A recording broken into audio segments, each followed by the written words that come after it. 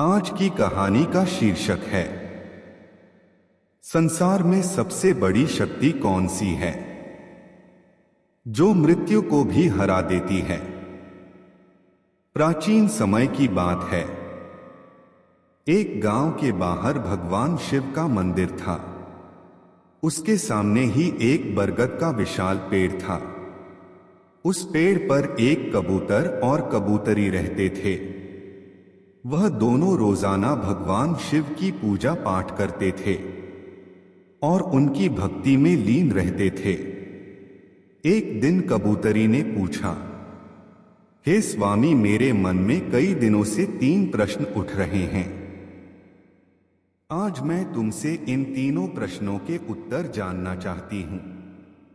कबूतर बोला, बोलो प्रिय, तुम्हारे क्या प्रश्न है? कबूतरी बोली, मेरा पहला प्रश्न है, इस संसार में सबसे बड़ी शक्ति कौन सी है जो मृत्यु को भी हरा दे? मेरा दूसरा प्रश्न है, सबसे बड़ा दान क्या है? और मेरा तीसरा प्रश्न है, सबसे बड़ा धर्म क्या है? कबूतरी की बात सुनकर कबूतर कहने लगा, है प्रिय, मैं तुम्हें मेरी प्रत्यक्ष देखी हुई एक घटना सुनाता हूं। उस घटना को सुनने के बाद तुम्हें तुम्हारे तीनों प्रश्नों के जवाब मिल जाएंगे। एक रायपुर नाम का शहर था। उस शहर में एक ठाकुर रहता था जो बहुत ही उच्च पद पर नियुक्त था। उस ठाकुर का एक लड़का था जिसका नाम रघुनाथ था। एक दिन रघुनाथ भ्रमण करने के लिए घर से घोड़ा लेकर निकला।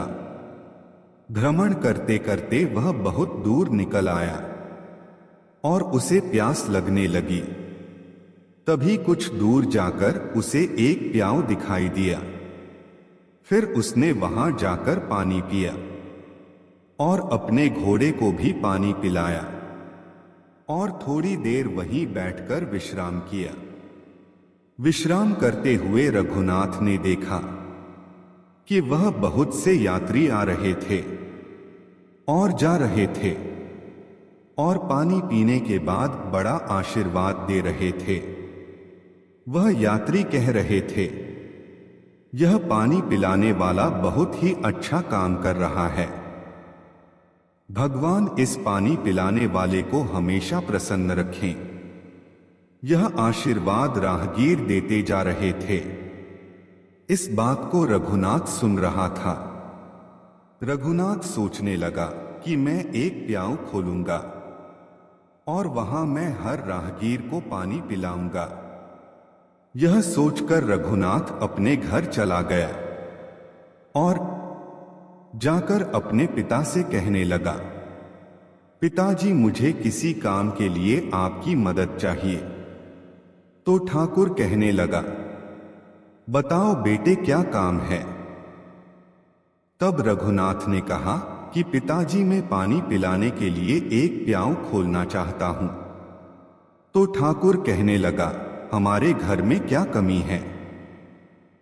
हम एक प्याऊ खुलवा देंगे और उस पर एक नौकर रख देंगे। तो रघुनाथ अपने पिता से कहने लगा, नहीं पिताजी, मैं अपने हाथों से पानी पिलाऊंगा। पिता पुत्र की बात मान लेता है और रघुनाथ के लिए पानी की प्याऊ की व्यवस्था करवा देता है। अब रघुनाथ एक ऐसे स्थान पर प्याऊ बना लेता है जहां पानी की व्यवस्था नहीं थी। प्याऊ खुलने के बाद उस रास्ते से जो भी राहगीर निकलते वह उस प्याऊ पर रुककर पानी पीकर ही जाते। फिर एक दिन 4 यमदूत एक मनुष्य की आत्मा को लेकर रघुनाथ के पड़ोसी गांव से जा रहे थे। फिर यमदूत ने देखा कि प्याऊ बनी हुई है, तो वह चारों अपना भेष बदलकर उस प्याऊ पर पहुंचते हैं। वहां जाकर उन्होंने पानी पिया। पानी पीने के बाद चारों यमदूत उस आत्मा को लेकर चले जाते हैं। उसके बाद जब भी वे चारों उस क्षेत्र में आते तो उस रघुनाथ के प्याऊ पर पानी पीकर जाते। फिर एक दिन रघुनाथ ने जब उन्हें देखा तो कहने लगा, भाई तुम 4 दिन पहले भी यहां आए थे। तुम कौन हो और तुम अब कहां जा रहे हो?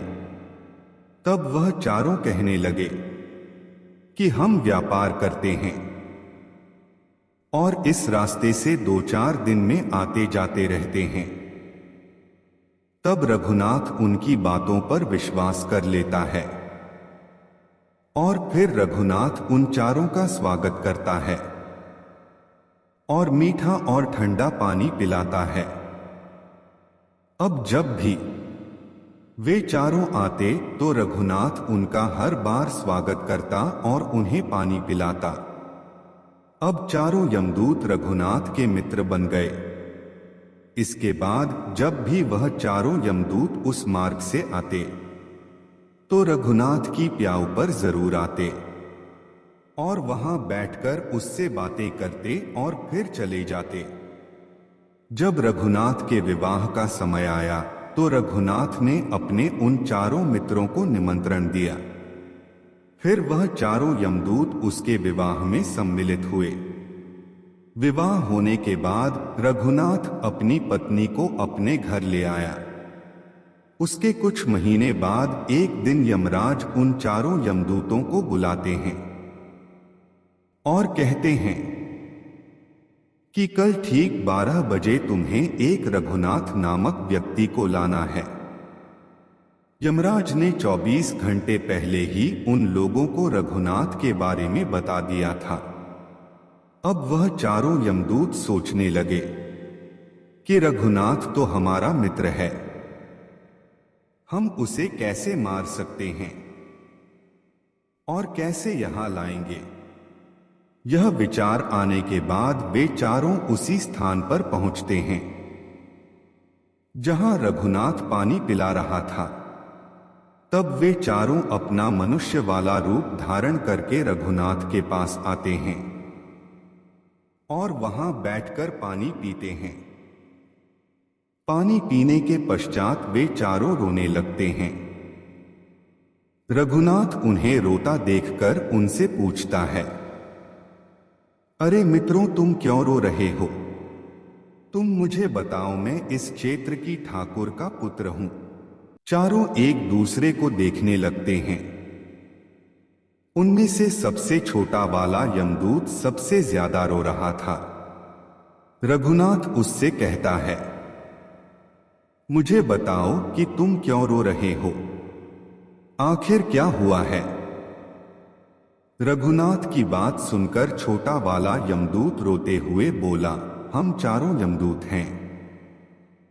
हम जब भी इस क्षेत्र से किसी आत्मा को लेकर जाते थे तो तुम्हारी प्याऊ पर पानी पीने के लिए आ जाते थे और धीरे धीरे तुमसे हमारी मित्रता हो गई। यह सुनकर रघुनाथ भयभीत हो गया।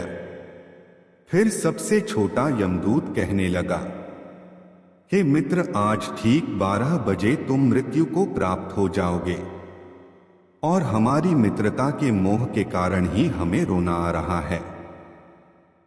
यमराज ने हमें आदेश दिया है कि मैं सर्प बनकर तुम्हारे सिर पर डस लूं और यह जो 3 मेरे बड़े भाई हैं, यह तुम्हारे प्राणों को लेकर चले जाएंगे। अब तक रघुनाथ उनकी बात सुनकर थोड़ा संभाल चुका था।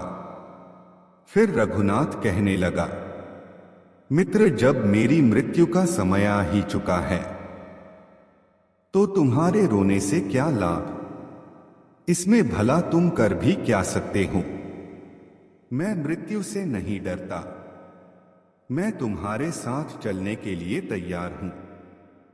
फिर छोटा यमदूत बोला, मैं तुमसे बहुत ज्यादा स्नेह करता हूं, परंतु क्या करूं? मुझे यह जिम्मेदारी मिली है कि मैं तुम्हें डसूंगा और तुम्हारी मृत्यु मेरे ही हाथों से होगी। तब रघुनाथ कहने लगा, ठीक है मित्र, कोई बात नहीं, जो यहां आया है उसे एक न एक दिन तो जाना ही पड़ेगा। मृत्यु को कोई नहीं टाल सकता। फिर छोटा यमदूत कहता है, देखो रघुनाथ, ठीक 12 से 10 मिनट पहले हम चारों यमदूत तुम्हारे घर की सीढ़ियां पर बैठ जाएंगे और 10 मिनट बाद तुम्हें ले जाएंगे। इतना कहकर वे चारों यमदूत अदृश्य हो गए और अब रघुनाथ फिर थोड़ा सा घबराए हुए अपने घर को चल दिया। उसने यह बात अपनी पत्नी को नहीं बताई और अगले दिन का इंतजार करने लगा। जब 12 बजने में कुछ ही घंटे रह गए थे, तब उसने सोचा कि अब मेरे पास थोड़ा ही समय बचा है, तो क्यों ना मैं अपनी पत्नी से जाकर कुछ समय बात कर लूं, थोड़ा समय उसके साथ बिता लूं। ऐसा सोचकर वह अपने कमरे में जाने लगा। उसका कमरा उन्हीं सीढ़ियों से होकर ऊपर जाता था जिस पर यमदूत को बैठना था। तभी उसने देखा कि उसकी सीढ़ियों पर एक नाग बैठा हुआ है। असल में उसका दोस्त वह यमदूत उसका मन बिल्कुल नहीं लग रहा था, इसीलिए वह कई घंटे पहले ही आकर बैठ गया। नाग को देखकर रघुनाथ समझ गया कि यह वही यमदूत है। तब उसने उस नाग से कहा कि मेरे दोस्त, तुम आ गए हो तो मुझे डस लो, मैं मरने से नहीं डरता। तब वह यमदूत बोला, नहीं मेरे मित्र, मैं तुम्हें डसूंगा जरूर, लेकिन अभी नहीं। 12:00 बजने में 10 मिनट होंगे तब। उससे पहले मैं तुम्हें नहीं डस सकता। उनकी यह सारी बातें रघुनाथ की पत्नी सुन रही थी। रघुनाथ की पत्नी एक पतिव्रता स्त्री थी। उसका पतिव्रत धर्म उजागर हो गया और वह ईश्वर से प्रार्थना करने लगी, हे ईश्वर, मेरे विवाह को अभी कुछ महीने ही हुए हैं और यह क्या घटित होने वाला है। फिर कबूतर कहता है, आज उसने अपने पति के लिए 36 प्रकार की व्यंजन भोजन में बनाए थे और वह भोजन के लिए ही अपने पति को बुलाने जा रही थी। लेकिन उस सर्प और अपने पति की बातें सुनकर उसका मन विचलित हो गया और भोजन करने की इच्छा खत्म हो गई। और दूसरी तरफ उस शहर में एक बहुत ही गरीब व्यक्ति रहता था और उस गरीब व्यक्ति की एक लड़की थी जो 9 महीने की गर्भवती थी और विधवा थी। वह अपने गरीब पिता के घर में रहती थी क्योंकि ससुराल में उसके पति के मरने के बाद उसका कोई सहारा नहीं था। और जिस दिन रघुनाथ को वह सर्प डसने वाला था, उसी दिन उस लड़की के गर्भ से एक नवजात शिशु पैदा हुआ और वह लड़की जिसका प्रसव हुआ था, उसे बहुत जोर से भूख लगने लगी। तो वह लड़की अपने माता पिता से कहने लगी, मुझे बहुत तेज भूख लग रही है, मुझे कुछ खाने को दीजिए। तो पिता कहने लगा, बेटी, मेरे पास खाने के लिए कुछ नहीं है, मैं तुम्हें भला क्या दे सकता हूं। ऐसे में वह लड़की बोली, यदि तुम मुझे खाने को नहीं दोगे तो यह जो बच्चा मेरे गर्भ से पैदा हुआ है, मैं इसे खा जाऊंगी। फिर कबूतर कहता है, जब उस गरीब व्यक्ति ने यह बात लड़की के मुंह से सुनी कि मैं इस बच्चे को खा जाऊंगी, तो वह पिता कहने लगा कि बेटी तुम रुको, मैं जाता हूं, अगर कोई कुछ दे देगा तो मैं खाने के लिए अवश्य लेकर आऊंगा। उस लड़की का पिता जल्दी से घर से निकला और लोगों के घरों में जाकर भीख मांगने लगा। जो कोई उसे देखता तो दरवाजा बंद कर देता। इस प्रकार चलते हुए वह व्यक्ति उस ठाकुर की हवेली के पास आया जहां पर रघुनाथ से काल सर्प बनकर बातें कर रहा था और उसकी पत्नी ऊपर से उसे देख रही थी और ईश्वर से प्रार्थना कर रही थी। तभी वह मांगने वाला आवाज लगाता है, मुझे कोई भोजन दे दीजिए, मेरी लड़की को प्रसव हुआ है, उसने एक नवजात शिशु को जन्म दिया है और मेरे पास उसको खिलाने के लिए कुछ नहीं है। वह इतनी भूखी है कि वह नवजात शिशु को ही खाने वाली है। जब यह बात रघुनाथ की पत्नी ने सुनी तो वह सोचने लगी कि कुछ समय बाद मेरा पति मर जाएगा और मैं विधवा हो जाऊंगी और मुझे अपने पति के साथ सती होना पड़ेगा, तो यह भोजन किस काम आएगा जो मैंने बनाया है। इसलिए इस भोजन को मैं इस भिखारी को दे देती हूं। फिर उसने वह भोजन उस गरीब व्यक्ति को दे दिया। भोजन को लेने के बाद वह गरीब व्यक्ति रघुनाथ की पत्नी को बहुत दुआएं देता है और वापस अपने घर चला जाता है। और जब तक रघुनाथ और सर्प बातें कर रहे थे तब तक वह गरीब आदमी जाकर उस भोजन को अपनी लड़की को खिला देता है। 36 प्रकार के व्यंजनों को जब उस लड़की ने जी भर कर खा लिया तो पूछने लगी कि पिताजी आज इतना अच्छा भोजन किसने दिया। तब उसके पिता ने कहा, बेटी हमारे गांव के ठाकुर साहब की जो पुत्रवधू है, जिसका विवाह अभी कुछ ही महीने पहले हुआ था, उसने ही मुझे यह भोजन दिया है। तो वह लड़की कहने लगी, हे भगवान उसका सुहाग अमर रहे। उस लड़की ने आत्मा से आशीष दिया कि उस औरत का सुहाग अमर रहे। फिर भगवान विष्णु का सिंहासन हिल गया तो उन्होंने नारद मुनि को बुलाया और कहा कि मृत्यु लोक में देखकर आओ, मेरे किसी भक्त पर बहुत बड़ा संकट है जिस कारण मेरा सिंहासन हिल रहा है। तब नारद मुनि भगवान विष्णु की आज्ञा अनुसार जाकर देखते हैं कि भगवान विष्णु का सिंहासन क्यों हिल रहा है। तो नारद मुनि देखकर बताते हैं कि एक बिल्कुल भूखी आत्मा जिसने कुछ समय पहले एक नवजात शिशु को जन्म दिया था, वह भूख से व्याकुल थी। उसे भोजन मिलने के कारण उसने अंतरात्मा से यह कह दिया है कि भोजन देने वाली औरत का सुहाग अमर रहे, अर्थात वह जीवित रहे। और उधर यमराज ने उसके पति के प्राण लेने के लिए यमदूतों को भेज दिया है। वह बस 10 मिनट बाद ही उसके प्राण लेने वाले हैं। फिर नारद मुनि भगवान विष्णु से कहते हैं, हे प्रभु, प्रकृति के नियमों के अनुसार रघुनाथ की मृत्यु का समय आ गया है और उसे लेने के लिए यमदूत उसके घर पर बैठे हुए हैं।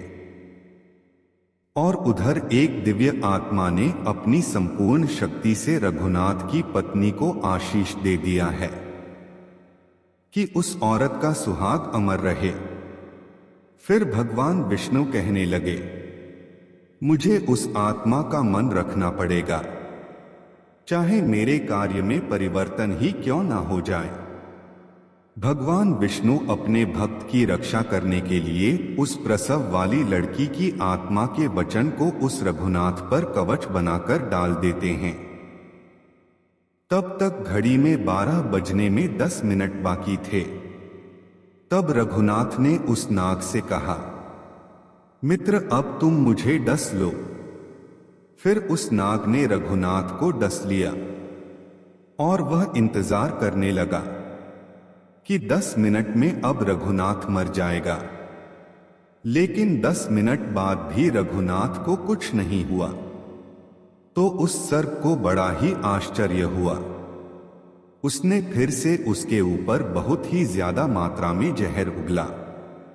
लेकिन उसके बाद भी रघुनाथ को कुछ नहीं हुआ। तब रघुनाथ ने कहा, मित्र ऐसा करो, तुम मुझे और जोर से डस लो। लेकिन 10 मिनट बाद भी उसे कुछ नहीं हुआ। फिर सर्प कहने लगा कि मित्र तुम्हें कुछ हो रहा है क्या? रघुनाथ कहने लगा, नहीं मित्र, मुझे कुछ नहीं हुआ है। यह देखकर चारों यमदूत हक्के बक्के रह गए और कहने लगे, हमें इसके लिए यमराज के पास जाना पड़ेगा। वे चारों यमराज के पास गए और उनसे जाकर बोले, यमराज, हमने बहुत प्रयास किया परंतु उस व्यक्ति पर जहर का असर नहीं हुआ। फिर यमराज ने अपने दिव्य दृष्टि से देखा कि उस रघुनाथ के शरीर से 3 जगह से रक्त बह रहा है, लेकिन वह जीवित है। अब यमराज परेशान होकर विष्णु जी के पास जाते हैं और कहते हैं, प्रभु मैं इस्तीफा देना चाहता हूं। भगवान विष्णु कहने लगे, क्यों, क्या हुआ? तब यमराज कहने लगा कि प्रभु, प्रकृति के नियम में परिवर्तन हो गया। जिस व्यक्ति की मृत्यु का समय आया था वह व्यक्ति 3 बार प्रहार करने से भी नहीं मर रहा है। इसका क्या कारण है? तब भगवान विष्णु समझाते हैं, यमराज, यह आत्मा की शक्ति है। फिर यमराज कहते हैं, हे प्रभु, यह आत्मा की शक्ति क्या होती है? तब भगवान विष्णु कहते हैं, यदि कोई व्यक्ति अपनी अंतरात्मा से किसी दूसरे व्यक्ति को आशीष या श्राप दे देता है तो उसको झूठा करने की शक्ति मेरे अंदर भी नहीं होती है। फिर चाहे प्रकृति में परिवर्तन क्यों न करना पड़े। फिर भगवान विष्णु कहते हैं, यमराज, जरा ध्यान से देखिए, एक ऐसी गरीब औरत जिसका पति उसे 2 महीने पहले ही छोड़कर मर गया हो, जो अपने पिता के पास रह रही हो और पिता के पास भी खाने को कुछ नहीं मिले, और जिसने कुछ समय पहले ही एक शिशु को जन्म दिया था, उसे भोजन नहीं मिल रहा था। उसकी आत्मा भोजन के लिए तड़प रही थी। वह इतनी भूखी थी कि वह अपने नवजात बच्चे को खाने को तैयार थी। उस लड़की को एक औरत ने भोजन उपलब्ध कराया और उस लड़की ने उसे आशीर्वाद दिया कि उसका सुहाग अमर हो जाए। और यमराज, मुझ में इतनी ताकत नहीं कि मैं उस लड़की के आशीर्वाद को झूठा साबित कर दूं। यमराज, इसलिए तुम्हें रघुनाथ की आयु 80 वर्ष और बढ़ानी होगी। फिर यमराज रघुनाथ की आयु को 80 वर्ष बढ़ा देते हैं। अब कबूतर कबूतरी से कहता है, प्रिय, तुम्हारा पहला प्रश्न था कि संसार में सबसे बड़ी शक्ति कौन सी है जो मृत्यु को भी हरा देती है। तो समझ लो, सबसे बड़ी शक्ति होती है आत्मा की शक्ति। यदि कोई व्यक्ति आत्मा से आशीर्वाद दे या श्राप दे तो उसे ईश्वर भी टाल नहीं सकता। तुम्हारा दूसरा प्रश्न था कि सबसे बड़ा दान क्या है, तो समझ लो, हमें अन्न का दान करना चाहिए। अन्न का दान सबसे बड़ा दान माना जाता है। भूखे को भोजन कराना सबसे दान होता है। उससे बड़ा कोई दान नहीं होता। जहां आवश्यकता है वहां आप दान दीजिए। तुम्हारा तीसरा प्रश्न था कि सबसे बड़ा धर्म क्या है, तो समझ लो, जहां आवश्यकता हो उस स्थान पर दिया गया दान सबसे बड़ा धर्म होता है। जहां पर आवश्यकता नहीं है उस समय आप दान कर रहे हो तो वह दान बड़ा नहीं होगा और फलीभूत भी नहीं होगा, और बिना आवश्यकता के आपका हजारों रुपयों का दान भी बेकार चला जाएगा। दोस्तों, अगर आप आगे भी ऐसी कहानी सुनना चाहते हैं तो वीडियो को लाइक करें और चैनल पर नए हो तो चैनल को सब्सक्राइब करें। हमारे साथ अंत तक बने रहने के लिए धन्यवाद।